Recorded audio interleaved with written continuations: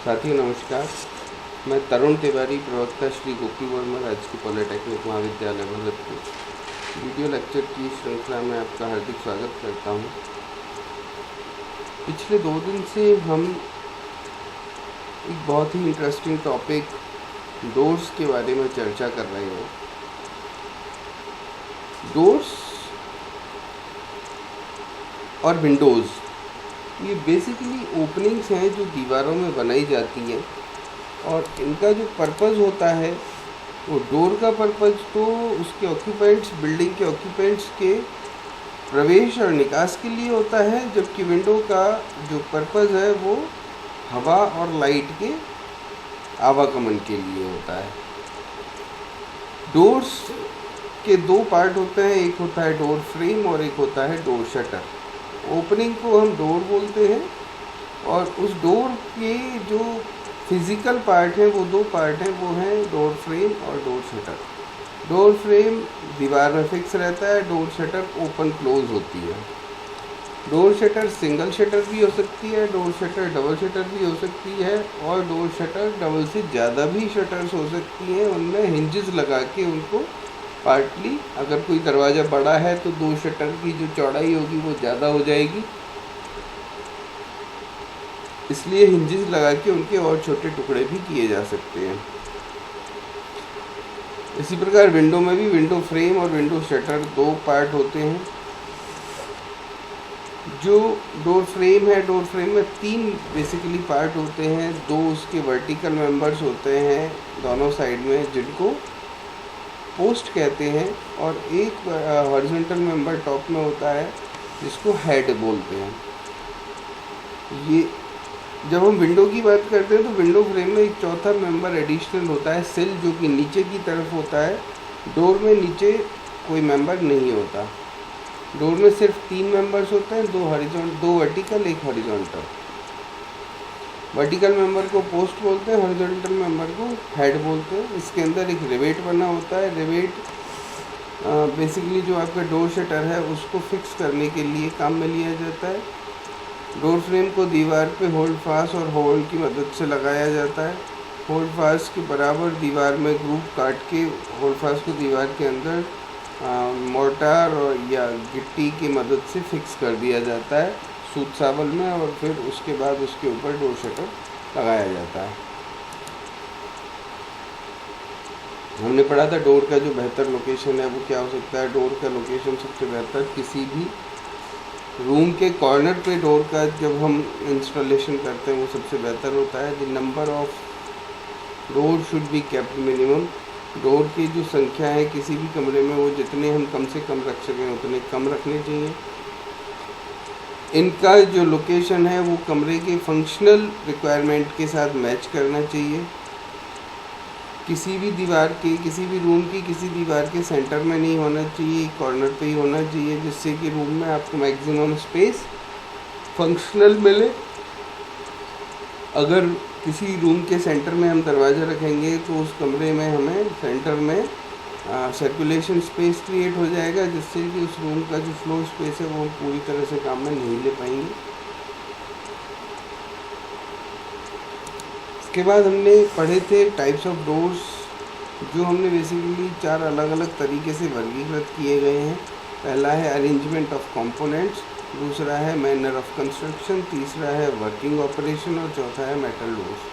तो हमने 3 जो इसके वर्गीकरण है वो हमने पढ़ लिए हैं।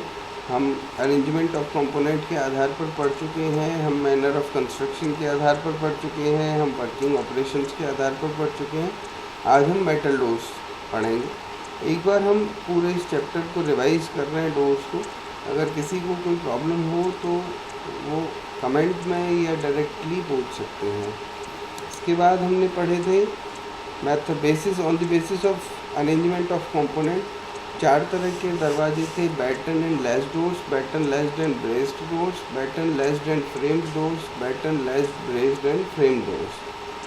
इसमें जब हम आगे जाते हैं बैटन्स एंड लैच डोर्स में, तो वर्टिकल बैटन्स को जब हम आपस में जोड़ देते हैं और उनके ऊपर सपोर्ट के लिए लेजेस फिक्स करते हैं, इसको बैटन्स एंड लैच डोर बोलते हैं। Batten and latch doors basically पुराने ज़माने के जो घर हैं या मकान हैं उनमें आपको देखने को मिलेंगे।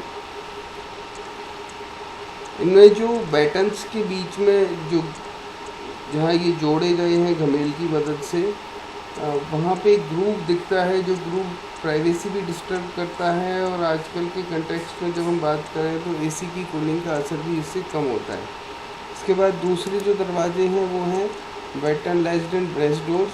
ये सेम वही दरवाज़ा है जो अभी हम बात कर रहे थे। बैटन्स हैं, वर्टिकल बैटन्स हैं, हॉरिजॉन्टल लेजेस हैं। 3 लेजेस आपको दिख रहे हैं इस फिगर में। वर्टिकल बैटन्स दिख रहे हैं, उसमें एक टॉप लेज है, ये इंटरमीडिएट लेज है, ये बॉटम लेज है। इसमें हमने 2 एडिशनल मेंबर जोड़े हैं ब्रेसेस, जो इंक्लाइंड आप देख रहे हैं दोनों लेजेस को, ऊपर टॉप लेज और मिडिल लेज को, और मिडिल लेज और बॉटम लेज को इंक्लाइंड कनेक्ट कर रहे हैं। इसका जो बेसिकली पर्पज़ है वो है इस डोर को एक्स्ट्रा स्ट्रेंथ प्रोवाइड करना। इसके बाद हमने पढ़े थे batten ledged and frame doors. इसमें जो पिछले जो हमने जो पिछले टाइप का जो दरवाज़ा था उसमें हमने जो ब्रेसेस पढ़े थे, वो ब्रेसेस इसमें से हटा के बैटन लेस डोर को एक फ्रेम डोर्स बना दिया है। इसमें 2 स्टाइल्स और ऐड कर दी हैं। तो जो पहले हमने ऊपर और नीचे लेजेस लगाए थे, उन लेजेस के साथ में हमने 2 स्टाइल और लगा के इसको एक फ्रेम बना दिया है। और वो जो फ्रेम हमने बनाया है, इस फ्रेम के अंदर सिंपल बैटन्स आपको दिख रहे हैं इस फिगर में। बीच में बैटन्स हैं और चारों तरफ एक फ्रेम बना हुआ है। विजुअली ये देखने में अच्छा लगता है, लेकिन स्ट्रेंथ वाइज ये पिछले वाले दरवाजे से थोड़ा कमज़ोर है। इसके बाद अगला और सबसे बेहतर दरवाज़ा जो इस टाइप के दरवाज़ों में है वो है batten ledged braced and frame.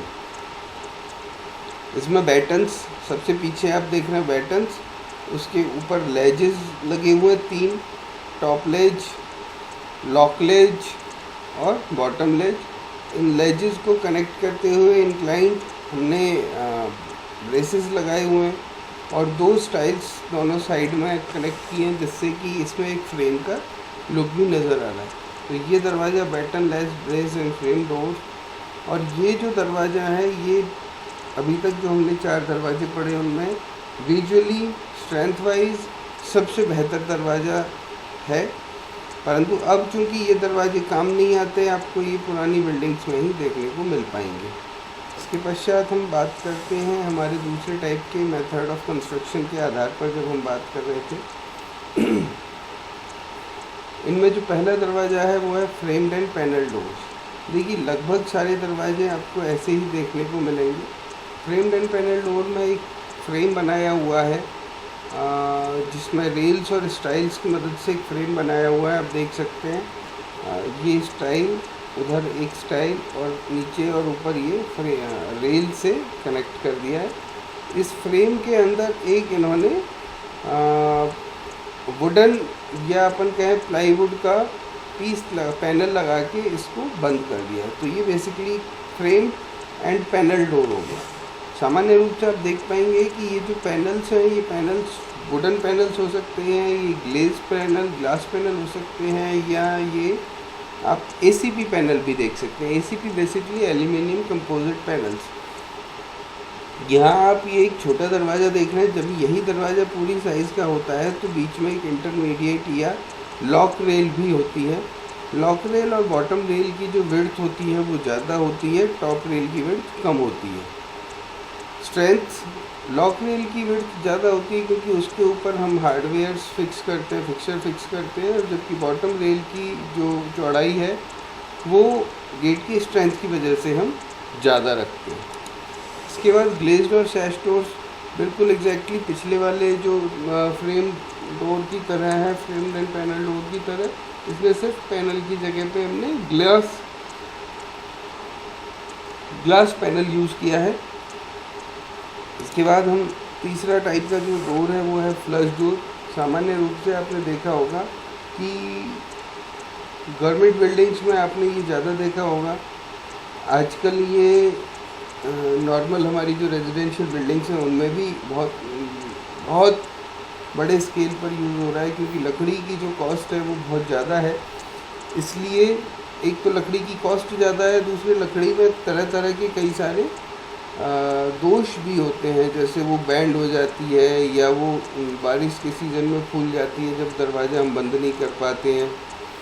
तो ये जो फ्लश डोर है ये बेसिकली प्लाईवुड के बने हुए दरवाजे हैं और इनकी जो थिकनेस है वो 1.25 इंची के आसपास आती है। अलग अलग साइज़ में ये रेडिली अवेलेबल होते हैं और उसी साइज़ में लाके आपको इसको थोड़ी सी फिनिशिंग करके आप इसको यूज़ कर सकते हैं। तो कंस्ट्रक्शन कॉस्ट वाइज ये काफ़ी सस्ता है, कंस्ट्रक्शन टाइम वाइज ये काफ़ी सस्ता है। जब हम बात करते हैं सामान्य रूप से दरवाजे के साइज़ की, तो हमारे जो टॉयलेट के दरवाजे हैं उनकी जो चौड़ाई है वो 2.5 फीट के आसपास, 2.5 फीट अपन रखते हैं, 2.5 फीट बाई 6.5 फीट का दरवाज़ा रखते हैं। और जो किचन स्टोर के दरवाजे हैं वो हम 3 फीट बाई 6.5 फीट रखते हैं। और जो हमारे बाकी के जो भी हैबिटेबल रूम्स हैं, चाहे वो बेडरूम्स हैं, चाहे वो ड्राइंग रूम्स हैं, चाहे वो मेन गेट है, वो सब हम 3.5 फीट बाई 6.5 फीट रखते हैं। चॉइस आपकी, आप 6.5 की जगह 7 फीट भी रख सकते हैं, पर ये जो विड्थ हैं वो उतनी ही रहेंगी। इसके पश्चात अच्छा दूसरी चीज़ कि एक्सपोज टू वेदर जब हमें यूज़ करना है, तो एक्सपोज टू वेदर यूज़ करने में हमें फ्लश डोर को थोड़ी सावधानी रखनी पड़ेगी। प्रॉपर जो क्वालिटी का दरवाज़ा है, वाटर रेजिस्टेंट क्वालिटी का दरवाज़ा ही आप एक्सपोज टू वेदर यूज़ करें, अन्यथा ये दरवाज़ा बहुत जल्दी ख़राब हो जाएगा। इसके ऊपर कवरिंग के लिए सामान्य रूप से माइका की शीट आती है, वो माइका की शीट लगा सकते हैं या विनियर लगा सकते हैं या इस पर पॉलिश की जा सकती है। लूवर्ड गेट बेसिकली वो दरवाजे हैं जहां हमें जिन रूम्स में बेसिकली हमें वेंटिलेशन की प्रॉब्लम होती है, उन रूम्स में वेंटिलेशन के लिए दरवाज़ों में हॉरिजॉन्टल स्ट्रिप्स लगाई जाती है। ये हॉरिजॉन्टल स्ट्रिप्स इस प्रकार लगाई जाती है एंगल पे, जिससे कि प्राइवेसी भी बनी रहे और विजन हमें डायरेक्ट विजन ना हो अंदर का और एयर मूवमेंट बना रहे। तो प्राइवेसी प्रॉपर रहेगी, प्राइवेसी मेंटेन रहेगी और प्राइवेसी मेंटेन रखने के साथ साथ आपको वेंटिलेशन का फ़ायदा मिलेगा। इसके बाद अगला है वायर गेज डोर। सेम वही डोर जो अपन बात कर रहे थे फ्रेम्ड एंड पैनल डोर की। फ्रेम्ड एंड पैनल डोर में जिस प्रकार की फ्रेम के अंदर पैनल लगाया था, उसी प्रकार इसमें पैनल की जगह पे वायर गेज यूज़ की जाती है, जिसको अपन सामान्य रूप भाषा में मच्छर जाली बोलते हैं। तो ये इस जाली को यूज़ करने का फ़ायदा ये होता है कि हमें मॉस्किटोज़, फ्लाइज, इंसेक्ट वगैरह का जो प्रभाव है वो घर के अंदर नहीं होता। और अंदर वाला जो दरवाज़ा है बेसिकली डबल डोर की तरह काम में लिया जाता है। अंदर एक लकड़ी का दरवाज़ा होगा, प्रॉपर शटर होगी और उसके ऊपर वायर गेज शटर होगी। वायर गेज शटर को जब हम बंद करके रखेंगे, अंदर वाला दरवाज़ा ओपन करके रखेंगे, तो हमें बेसिकली जो दूसरी तरह की प्रॉब्लम्स हैं या जो एयर मूवमेंट है वो भी मिलेगा और मॉस्किटोज़ भी बाहर या अंदर नहीं आएंगे। इसके बाद हमारे जो ऑपरेशन के टाइप पे जब हम बात करते हैं, तो ऑपरेशन के टाइप पे जो हमारे दरवाजे हैं वो हमारे आ जाते हैं। रिवॉल्विंग डोर आ गया। Revolving door basically wrought iron का या स्टील का बना हुआ दरवाज़ा है, जिसमें हम साथ में ग्लास के पैनल्स भी यूज़ कर सकते हैं और नहीं भी कर सकते, ज़रूरी नहीं है कि करने ही है। अच्छा, इसका जो बेसिकली उपयोग है वो भीड़ भाड़ वाली जगहों पे या पब्लिक प्लेसेस में एंट्री रेस्ट्रिक्ट करने के लिए इसका उपयोग किया जाता है। जहाँ ऐसे प्लेसेस हों जहाँ हमें एक व्यक्ति की एंट्री और एक ही व्यक्ति की सेम टाइम एग्ज़िट करनी है, उन जगहों पर हम इसका उपयोग करते हैं और इसके उपयोग से बहुत इफ़ेक्टिवली हम जो भीड़ की एंट्री है उसको कंट्रोल कर सकते हैं। दूसरा है स्लाइडिंग डोर। स्लाइडिंग डोर उन जगहों पे लगाया जाता है जहाँ पे दरवाजे को ओपन करने का स्पेस या तो हमारे पास नहीं है या हम वहाँ पे उस नॉर्मल दरवाजे को उपयोग नहीं करना चाहते, तो हम स्लाइडिंग डोर का यूज़ करेंगे। स्लाइडिंग डोर में डोर बेसिकली एक साइड में हमें सरकाना होता है, तो सरकाने के लिए आपको डोर की चौड़ाई के बराबर का स्पेस दीवार पर चाहिए।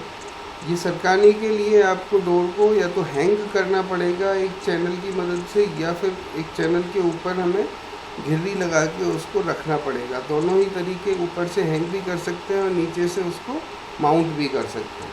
इन दोनों में से किसी भी प्रकार से आप स्लाइडिंग डोर का उपयोग कर सकते हो। चौथा है स्विंग डोर। स्विंग डोर जैसे आपने पुराने ज़माने में पिक्चरों में देखा होगा कि एक वो पुलिस थाने के अंदर एक पुलिस इंस्पेक्टर आता है, ज़ोर से धक्का मारता है, एक छोटा सा दरवाज़ा होता है जो उसके चेस्ट हाइट पे होता है, वो खुलता है और वो इंस्पेक्टर साहब अंदर जाते हैं और वो गेट अपने आप बंद हो जाता है। ऐसा हम सब ने देखा है और मेरे ख्याल से आप लोगों ने भी देखा होगा। वो जो बेसिकली दरवाज़ा है जो जिसमें डबल साइड हिंज होता है, वो आगे भी ओपन हो सकता है, पीछे भी ओपन हो सकता है, उसमें कोई चटकनी, कोई बंद करने का सिस्टम नहीं होता। सिंपली आप आएंगे, उसमें धक्का लगाएंगे, वो खुलेगा, आप अंदर जाएंगे और वो वापस अपनी जगह आके बंद हो जाएगा। ऐसे जब हम इधर से जाएंगे तो उधर ओपन हो जाएगा। इस दरवाजे की खास बात यह है कि ये दरवाज़ा बिल्कुल नीचे से ऊपर तक पैक नहीं होता है। ये दरवाज़ा सिर्फ हमारी आई साइट लेवल पे होता है, जहाँ से हम विजुअली डायरेक्टली हम बाहर नज़र नहीं मार सकें या कोई अंदर नज़र नहीं मार सके। ये बेसिकली एक बैरियर की तरह काम करता है। उसके बाद अगला जो दरवाज़ा है वो है collapsible steel doors. Collapsible steel doors basically एक प्रॉपर दरवाजे की हम इसको नाम नहीं दे सकते, क्योंकि ये एक शटर है और इस शटर को हम अगर खींचते हैं तो ये एक बैरियर का रूप धारण कर लेती है और जब हम इसको वापस धक्का मारते हैं तो ये सिमट के एक साइड में दीवार पे अड़ जाती है। विजुअली इसमें कोई बैरियर नहीं है, बिल्कुल पूरी तरह ओपन है। ये सिर्फ और सिर्फ फिज़िकल बैरियर की तरह काम करती है और मेनली ऐसी स्थानों पे लगाई जाती है जहाँ पर भीड़ भाड़ ज़्यादा हो, जैसे स्कूल, कॉलेजेस, वर्कशॉप, गोडाउन्स, मतलब जहाँ पे आपको प्राइवेसी की ज़रूरत नहीं है, उन जगहों पे हम इस तरह का दरवाज़ा लगा सकते हैं। इसके बाद रोलिंग स्टील शटर डोर्स। सामान्य रूप से दुकानों या गोडाउन्स में काम आने वाला जो शटर होता है, जिसको हम नीचे से धक्का मारते हैं, ऊपर रोल हो जाता है और ऊपर से जब खींचते हैं तो नीचे पूरी दीवार, पूरे गेट को ये कवर कर लेता है, उसको रोलिंग स्टील शटर बोलते हैं। इसमें बेसिकली हॉरिजॉन्टल स्ट्रिप्स होती हैं जिनको कि जोड़ा जाता है। ये सेक्शन बेसिकली हिंज करके जोड़ते हैं इन स्लेट्स को, हॉरिजॉन्टल स्लेट्स को। और आजकल क्योंकि क्या बड़ा साइज़ हो गया है शोरूम्स का, तो ये शटर बड़ी हो गई है। बड़ी शटर को नॉर्मल हाथों से एक इंसान ना तो ओपन कर सकता है ना खींच के बंद कर सकता है, तो उसके लिए मैकेनाइज्ड सिस्टम शुरू हो गए। पहले सिर्फ एक हत्था होता था, उसको घुमाने से ऊपर नीचे होती थी। आजकल उससे और भी थोड़ा सा हम आगे की तरफ बढ़ गए। आजकल ये मोटराइज्ड हो गई है। एक मोटर होती है अंदर जो उस चेन को घुमाती है, उससे वो जो शटर है वो अपनी शाफ्ट के ऊपर रोल हो जाती है। तो वो जो मोटर है वो एक स्विच से ऑन होती है। तो सिंपली एक स्विच होता है, उसको ऑन करने पर मोटर घूम जाती है और जब हम उसे छोड़ते हैं तो मोटर बंद हो जाती है। ये जो गेट्स हैं ये अभी तक हमने पढ़े। आज हम वो दरवाजे पढ़ेंगे जो हमने सिर्फ मटेरियल के आधार पर डिस्टिंग्विश किए हुए हैं। Mild steel sheet doors. MS के जो शीट डोर्स हैं बेसिकली ये